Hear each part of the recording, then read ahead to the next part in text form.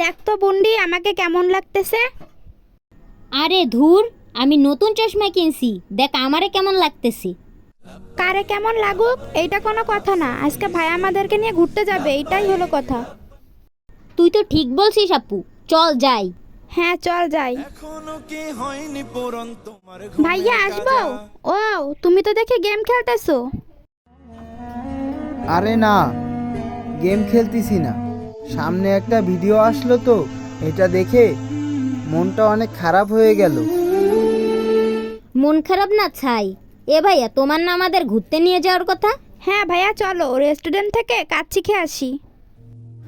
নিয়ে যেতে চাইছিলাম, তা ভিডিওটা দেখার পরে আর কিছুই ভাল লাগছে না। তুমি আবার বাহানা শুরু করে দিলা ভাইয়া। না রে বুন্ডি, ফিলিস্তিনে গাজার যা পরিস্থিতি, যদি কোনো মানুষ দেখে তার চোখ দিয়ে আপন ইচ্ছায় পানি বের হবে। কোন ভিডিও ভাইয়া? আর ফিলিস্তিনি বাকি?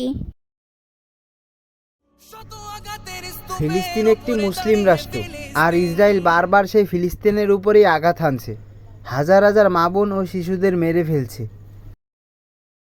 যুদ্ধ তো হচ্ছে সেই ফিলিস্তিনে, তা আমরা কি করব বলো? তার চেয়ে চলো কাচ্চি খেয়ে আসি। একবার গভীরভাবে ভাব, ওইখানে যদি তোরা থাকতিস, আমরা থাকতাম, আমার মায়েরা থাকতো, তখন আমাদের কেমন লাগতো। আরে আমরা তো ওইখানে নাই, আমার মন চাচ্ছে ওদের পাশে থাকতে, তো এখন আমি কি করব? আমরা মিছিল মিটিং করে সব সময় তাদের সাহস জোগাতে পারি। আর সব থেকে বড় কথা হলো, আমরা আল্লাহ তালার কাছে নেক দিলে দোয়া চাইতে পারি, যেন আল্লাহ তালা ফিলিস্তিনিদের বিজয় এনে দেন। ঠিক বলছো ভাইয়া। আসসালামু আলাইকুম ভিউয়ার্স, ফিলিস্তিনে এই গাজাবাসীর দুর্দশায় আমাদের সবসময় তাদের পাশে থাকা উচিত।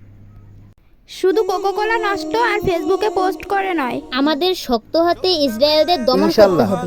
বিজয় গাজাবাসীরই হবে।